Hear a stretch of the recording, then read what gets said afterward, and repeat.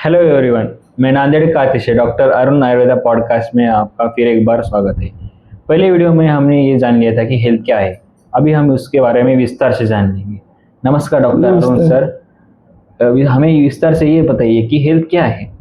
हाँ, तो हमने हेल्थ क्या है इसके बारे में थोड़ा सा पहले एपिसोड में जान लिया था। जी सर। है ना। Yes sir. तो अभी हम वो जो आयुर्वेद के अनुसार जो व्याख्या थी तो उसको थोड़ा सा रिपीट करेंगे। तो आयुर्वेद के अनुसार हेल्थ की व्याख्या क्या है? समदोषा समाग्निश्च समधातु मल क्रिया प्रसन्नात्मेन्द्रिय मन स्वस्थ इति अभिधीयते। तो इसमें दोष सम होने चाहिए, अग्नि धातु सम होने चाहिए और मल क्रिया सुचारू रूप से चलनी चाहिए और हमारे इंद्रिय मन और आत्मा प्रसन्न रहना चाहिए, तो हम स्वस्थ रहते हैं। तो इसमें सबसे पहले आता है दोष। तो आयुर्वेद में 3 दोष होते हैं, त्रिदोष कहते हैं, वात दोष, पित्त दोष और कफ दोष। जो हमने अभी बताया कि त्रिदोष होते हैं, इनको दोष क्यों कहा जाता है? हाँ, तो इनको दोष इसलिए कहा जाता है क्योंकि ये हमारे शरीर में, हमारे मन में और हमारे भावना में जो भी कार्य चलता है तो ये कार्य को ये संचालित करते हैं, फिर नियंत्रित करते हैं और इसे सुचारू रूप से चलाते हैं। यानी ऑर्गेनाइज करना, फिर बैलेंस करना और फिर ड्राइव करना, ये इनका कार्य होता है। और ये कार्य करते वक्त कभी कभी उसका इम्बैलेंस हो सकता है, अनियंत्रित हो सकते हैं। तो अनियंत्रित होना इसको आयुर्वेद में दोष कहते हैं। तो इसलिए वात हो या पित्त हो या कफ हो, ये इम्बैलेंस हो सकते हैं, तो इसलिए उनको दोष कहा गया है। तो अभी हमें ये बताइए कि वात दोष क्या होता है। तो वात दोष के बारे में हम थोड़ा विस्तार से जान लेंगे। तो पूरा सृष्टि और हमारा शरीर पंच तत्व से बना हुआ है। यस। ये तो हमने सबने जान लिया। Yes sir. तो ये जो पंच तत्व कौन से है? तो पृथ्वी, जल, अग्नि, वायु और आकाश। तो ये वात, पित्त और कफ हमारे शरीर में होते हैं। तो ये भी ये पंच तत्व से बने हुए हैं। तो इसमें सबसे पहला जो दोष है वात दोष। तो वात दोष वायु तत्व और आकाश तत्व से बना हुआ है। तो वायु तत्व का गुण क्या है? तो वायु हम हमेशा कैसा रहता है? चलन में रहता है, मूवमेंट्स में रहता है। और आकाश है ये एक्सपांशन, विस्तार में रहता है। आकाश का एक्सपांशन होता है, उसमें वैक्यूम होता है। तो फिर वात दोष भी वायु के अनुसार और आकाश के अनुसार गतिशील रहता है, चलन में रहता है और एक्सपांशन होता है उसका, और उसमें स्पेस रहता है। तो ये वात दोष का ये लक्षण है, इससे ये बना हुआ है। तो इसमें हम जान लेंगे कि इसके गुण क्या होते हैं।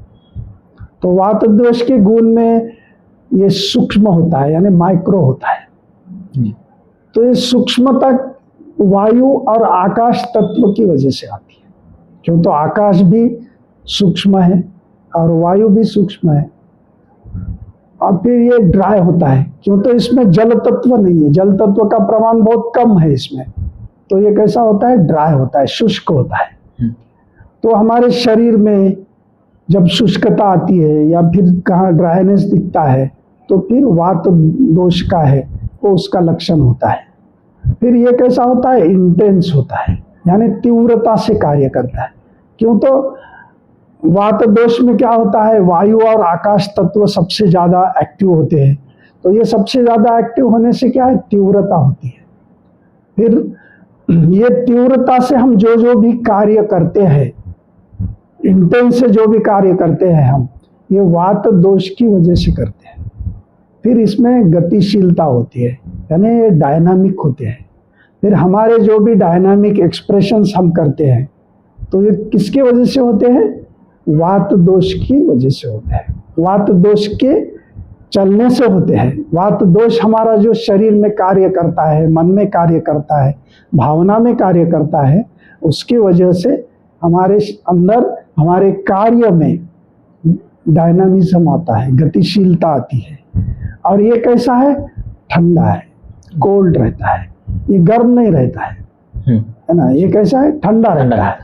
और फिर हम उनके गुण देखने के बाद हम इसके प्रकार है, हमारे शरीर में इसके प्रकार कौन से है, तो वो भी थोड़ा सा हम जान लेंगे।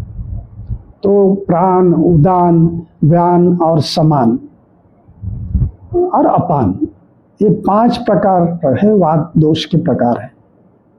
तो इन्हें हम वायु भी कहते हैं, प्राण वायु, उदान वायु, व्यान वायु, समान वायु, अपान वायु कहते हैं।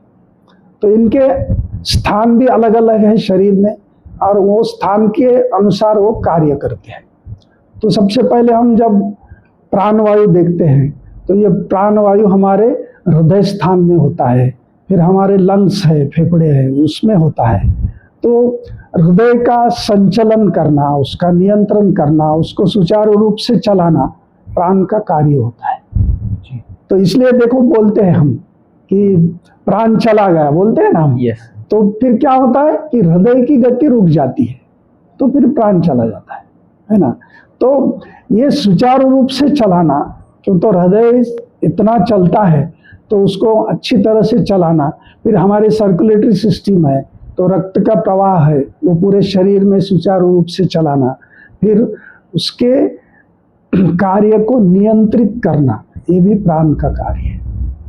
फिर उदान वायु जो है, तो उदान वायु हमारे थ्रोट रीजन और फिर हमारे चेस्ट रीजन यानी गला यानी छाती, इसमें इसका स्थान होता है मुख्य रूप से। तो हम जो हमारा जो आवाज़ होता है, या फिर हम कुछ निगलते हैं, फिर हमारे चेस्ट रीजन में, छाती के अंदर हमारे शरीर के संचलन करने वाले पूरे ऑर्गन्स होते हैं। जैसा लंग्स होते हैं, हार्ट होता है ना, फेफड़े होते हैं, हृदय होता है, फिर किडनी होती है, लीवर होता है, स्प्लीन होता है। तो ये हमारे शरीर का संचलन करते हैं, तो शरीर को चलाते हैं। तो ये सभी ऑर्गन्स को और इनके सिस्टम्स को नियंत्रित करना, फिर उसको अच्छी तरह से चलाना, उनको ड्राइव करना, ये उदान वायु का कार्य होता है। फिर व्यान वायु है, तो व्यान वायु पूरे शरीर में संचालन करता है, पूरे शरीर में। तो इसमें पूरे शरीर में रक्त संचार ठीक तरह से करना। फिर हमारे नर्वस सिस्टम है, नर्वस सिस्टम का जो भी संदेश आता है जाता है, तो उसको भी संचालित करना, उसको भी नियंत्रित करना, ये व्यान का कार्य होता है। फिर समान वायु जो है, ये समान वायु हमारे डाइजेस्टिव सिस्टम, पचन संस्था में मुख्यतः से उसका मुख्य स्थान है। तो फिर डाइजेशन प्रॉपर में चलाना, जब हम खाते हैं तो खाने के बाद फिर स्टमक में जाता है, स्टमक से डिओडिनम में जाता है, फिर आगे नीचे हमारे आंत में जाता है, यानी हमारे पूरे नीचे के इसमें जाता है पूरा। तो उसको चलाने के लिए, उसको गतिशील बनाने के लिए, उसका डाइजेशन अच्छा होना, इसके लिए समान वायु कार्य करता है। और फिर जो अपान वायु कार्य है, तो हमारे लोअर एब्डोमेन में, यानी नीचे का जो पेट है, और फिर हमारी पेल्विक रीजन जिसको हम श्रोणी कहते हैं, तो उसमें वो स्थित रहता है। और उसका कार्य है हमारा मल त्याग, मूत्र त्याग। फिर महिलाओं में जो मेंस्ट्रुएशन होता है, तो रक्तस्राव होता है, तो उसका भी डिटॉक्सिकेशन करना प्रॉपरली, ये अपान वायु का कार्य होता है। तो हमारे शरीर के अंदर, मन के अंदर, ये वात के 5 भी प्रकार जो है, ये अच्छी तरह से इसी तरह से कार्य करते हैं। तो शरीर में जो भी हलचल होती है, गतिविधियां होती है, यानी जो भी मोमेंट्स होते हैं, जो भी एक्टिविटीज होती है, वो वात दोष की वजह से होते हैं। तो इसलिए हमारे कार्य प्रणाली के लिए, हमारे जीवन को अच्छी तरह से चलाने के लिए वात दोष का सुचारू रूप से चलना बहुत आवश्यक है। ठीक है सर। और ये पित्त दोष क्या होता है? हाँ, तो फिर इसके आगे आता है पित्त दोष। तो पित्त दोष जो है पंचतत्व के अग्नि और जल तत्व है, इनसे बना हुआ। वैसे तो सभी पंच तत्व उसमें रहते हैं, लेकिन सबसे ज्यादा अग्नि और जल, ये पित्त इससे बना हुआ रहता है। और फिर पित्त का कार्य क्या है, तो हमारे शरीर में जो भी ट्रांसफॉर्मेशन होता है, फिर मेटाबॉलिज्म जो होता है यानी पचन क्रिया जो होती है, फिर परिवर्तन का कार्य होता है, ये पित्त दोष की वजह से होता है। और इसमें अग्नि तत्व है और जल तत्व है, तो ये प्रवाही रहता है और फिर जलाता है। जो भी हमारे शरीर में टॉक्सिन्स हो या फिर हमारे शरीर के संचलन में, शरीर के जीवन में चलने में जो भी हमें कुछ हर्डल आते हैं, तो उनको जला के स्वच्छ करना, ये पित्त का कार्य होता है। और इसमें इनके जो गुण है, पित्त दोष के जो गुण है, तो पित्त दोष के गुण में ये गर्म होता है, हॉट। वात कैसा होता है? ठंडा रहता है, लेकिन ये कैसा है? गर्म रहता है। फिर लिक्विड रहता है, ये तरल रहता है ऐसा। वात कैसा था? शुष्क था, है ना, ड्राई था, लेकिन ये ड्राई नहीं होता है, ये कैसा है? तो लिक्विड होता है। फिर इसमें लुब्रिकेशन होता है, चिकनाई रहती है इसके अंदर। फिर ये एसिडिक रहता है और टेस्ट में कैसा रहता है? कड़वा रहता है, बिटर टेस्ट रहती है इसकी। और ये एसिडिक होने की वजह से क्या है? ट्रांसफॉर्मेशन का कार्य चलता है। आप सबने देखा होगा कि जो केमिकल रिएक्शंस होते हैं, केमिकल एक्शंस होते हैं, तो उसमें एसिड का सबसे इम्पोर्टेंट रोल होता है। तो पित्त में क्या होता है? एसिड होता है। तो इसलिए ये ट्रांसफॉर्मेशन और मेटाबॉलिज्म का कार्य चलता है ना। तो पित्त के प्रकार भी होते हैं, जैसे हमने वात के प्रकार देख लिए। तो वात के प्रकार प्राण, उदान, व्यान, समान और अपान, ये प्रकार देख लिए। तो पित्त के भी प्रकार होते हैं। तो इसमें क्या है? पाचक पित्त होता है, रंजक पित्त होता है, साधक होता है, आलोचक पित्त होता है और भ्राजक पित्त होता है। और इनके भी स्थान अलग अलग होते हैं, शरीर में अलग अलग स्थान में होते हैं। तो पाचक पित्त जो है, जो हमारे डिओडिनम और हमारा जो इंटेस्टाइन है, यानी उसको आमाशय बोलते हैं, आंत बोलते हैं, इसके अंदर होता है। तो ये क्या करता है? जो हम शरीर में अन्न जो लेते हैं, तो अन्न का पचन यानी डाइजेशन, ये अच्छी तरह से होना, इसके लिए ये कार्य करते हैं। जो हम अन्न लेते हैं तो सबसे पहले वो स्टमक में जाता है, फिर बाद में वो डिओडिनम में जाता है। तो डिओडिनम में उसका ट्रांसफॉर्मेशन का प्रक्रिया होता है। तो हमारे शरीर को जिस अवस्था में वो चाहिए, उच्च अवस्था में बदल करने का, ट्रांसफॉर्मेशन करने का कार्य होता है। तो उसको हम पचन कहते हैं, है ना। तो होता है ना ऐसा कि कभी अब समझो अच्छा पचन हो गया तो क्या बोलते हैं? अच्छा लगता है। तो हमारे जो भी हम खाते हो अच्छा पच लेते, सुपाच्य बोलते हैं हम। तो इसलिए बोलते हैं कि भोजन कैसा होना चाहिए? सुपाच्य होना चाहिए। तो ये पाचन की जो क्रिया है, ये पित्त के, पाचक पित्त की वजह से होती है। और दूसरा जो पित्त है, ये रंजक पित्त है। और ये रंजक पित्त जो है हमारे लीवर और स्प्लीन में होता है। तो ये क्या करता है? जो हमारा जो भी अन्न है वो आने के बाद लीवर में जाता है, फिर लीवर में जाने के बाद फिर उसका जो हमारे शरीर को, हमारे शरीर के कोशिकाओं को, हर सेल को जिस फॉर्म में चाहिए उस फॉर्म में ये यकृत करता है। और ये जो यकृत है यानी लीवर है, तो इसको हम हमारे शरीर का किचन कहते हैं। तो यहाँ पूरा शरीर के जो आता है अन्न, तो शरीर को जैसा चाहिए वो फॉर्म में बनाने का कार्य चलता है ना। और ये जो स्प्लीन होता है, तो ये स्प्लीन में ये शरीर का ट्रांसफर, ये अन्न का ट्रांसफॉर्मेशन होते होते जो भी अनावश्यक है, तो जो अनावश्यक है तो उसको डिटॉक्स करने के लिए ये जो स्प्लीन है उसका कार्य होता है ना। इसके बाद आता है साधक पित्त।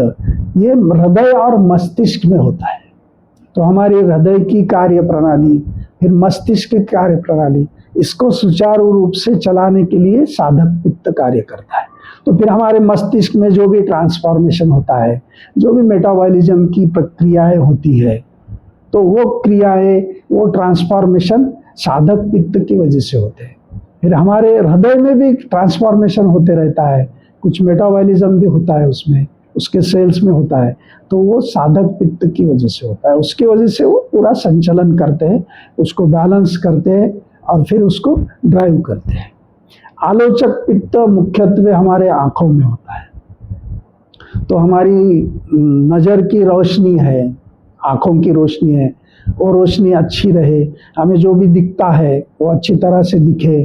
फिर हमारे जो भी हम पूरे सृष्टि को देखते हैं, तो जो भी हम अच्छा जो भी देखते हैं, तो देखना भी हमारा अच्छा हो, सुचारू रूप से हो। उससे हमें हमारे मन को, हमारे इंद्रियों को, फिर हमारे आत्मा को प्रसन्नता मिले। क्यों? तो देखने से हम प्रसन्न होते हैं ना। कुछ अच्छी, अगर समझो कुछ अच्छा सीन है, अगर आपने देख लिया तो कैसा लगता है आपको?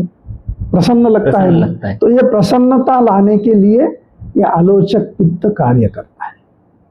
फिर जो भ्राजक पित्त है वो पित्त हमारे स्किन है। देखो, हमारे शरीर में सबसे बड़ा ऑर्गन कौन सा है?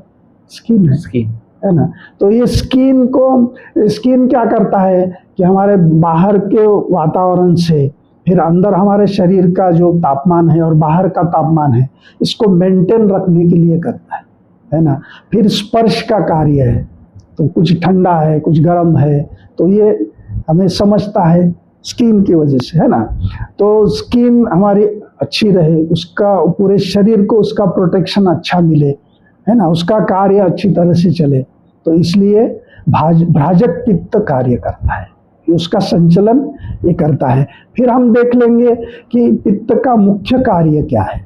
तो जैसा मैंने कहा कि मेटाबॉलिज्म और ट्रांसफॉर्मेशन, फिर हमारे शरीर में, हमारे पूरे सिस्टम्स में, फिर वो रेस्पिरेटरी सिस्टम हो, सर्कुलेटरी सिस्टम हो, डाइजेस्टिव सिस्टम हो, फिर या हमारी एक्सक्रीशन की सिस्टम हो, और फिर रिप्रोडक्शन की सिस्टम हो, जो भी सिस्टम्स है, ये सिस्टम में जो भी मेटाबॉलिज्म होता है और जो भी ट्रांसफॉर्मेशन होता है, ये पित्त दोष की वजह से होता है। इसलिए हमारा पित्त दोष है वो समस्थिति में रहना बहुत जरूरी है। अभी तक आपने वात दोष के बारे में बताया, पित्त दोष के बारे में बताया। अभी हमें ये बताइए कि कफ दोष क्या होता है? हाँ, और ये भी त्रिदोष में का कफ दोष जो है, ये जो तीसरा दोष आता है, तो ये पंचतत्व से ही बना है ना। पंचतत्व कौन से है? पृथ्वी, जल, अग्नि, वायु और आकाश।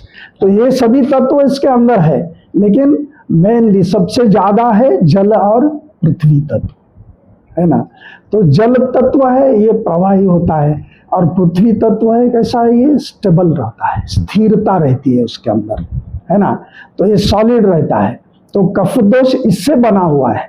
तो इसलिए कफ दोष के जो गुण होते हैं, तो वो गुण भी उसके अनुसार होते हैं। जैसा कफ दोष कैसा रहता है? ठंडा रहता है। पित्त दोष कैसा था? गर्म था, हॉट था। ये कोल्ड रहता है। फिर ये कैसा? स्थिरता रहती है, स्टेबिलिटी रहती है। क्यों? तो इसमें पृथ्वी तत्व ज्यादा है, और पृथ्वी तत्व का वैशिष्ट्य क्या है? स्टेबिलिटी। फिर लुब्रिकेशन होता है। तो हमारे शरीर में जो भी लुब्रिकेशन है, जैसे हमारे जॉइंट्स है, तो जॉइंट्स में लुब्रिकेशन जरूरी है, तो इसलिए वो अच्छे काम करते हैं। अगर उसमें अगर लुब्रिकेशन नहीं रहा, फिर वो उसमें अगर ड्राइनेस आया, शुष्कता आ गई, तो फिर हमारे जो जॉइंट्स होते हैं, जो संधि होते हैं, तो इसमें दर्द होने लगता है, फिर उसके मूवमेंट्स अच्छे नहीं होते हैं। तो ये अच्छे होने के लिए कफ दोष जरूरी है। फिर ये स्लो होता है, ये फास्ट नहीं है, इंटेंस नहीं है। तो कभी कभी हमें इंटेंस से काम करना पड़ता है, और कभी कभी हमें थोड़ा धीमा स्लो से काम करना पड़ता है। दोनों भी रहना जरूरी है जी, है ना। तो हम कभी कभी तो बहुत तीव्रता से काम करते हैं, फिर तीव्रता से काम करते करते हमें थोड़ा स्लो भी होना पड़ता है। क्यों? तो विश्राम के लिए स्लो होना जरूरी है। और हर हमारे शरीर को, मन को, भावनाओं को विश्राम जरूरी है। और विश्राम क्यों जरूरी है? क्यों? तो विश्राम से वो स्ट्रांग होते हैं, है ना। विश्राम से क्या होता है? उनमें स्ट्रेंथ आती है, उसमें ऊर्जा आती है ना, एनर्जी आती है। तो इसलिए विश्राम जरूरी है। तो कफ की वजह से स्लो डाउन होते हैं, फिर विश्राम स्थिति में जा सकते हैं। और हेवीनेस रहता है इसमें। कैसे रहते हैं? हेवी रहते हैं। अब पित्त दोष है वो लिक्विड रहता है, भागते रहता है। वात दोष है वो गतिशील रहता है, मूवमेंट्स रहते हैं इसमें। लेकिन ये कैसा है? हेवी रहता है। तो ये स्थिरता के लिए आवश्यक है, स्टेबिलिटी के लिए आवश्यक है। अगर आपको हेवीनेस रहा थोड़ा वो, तो फिर आप ज़्यादा भागेंगे नहीं, है ना। फिर ज़्यादा आप ज़रूरत से ज़्यादा भागना या फिर ज़रूरत से ज़्यादा संचार करना, तो इसको नियंत्रित करने के लिए हेवीनेस थोड़ा सा रहना जरूरी है। तो ये कफ दोष का गुण होता है। जैसे हमने पित्त के देखे और वात के प्रकार देखे, तो वैसे ही कफ के भी प्रकार है। तो पहला है अवलंबक कफ, ये हमारे चेस्ट रीजन में होता है।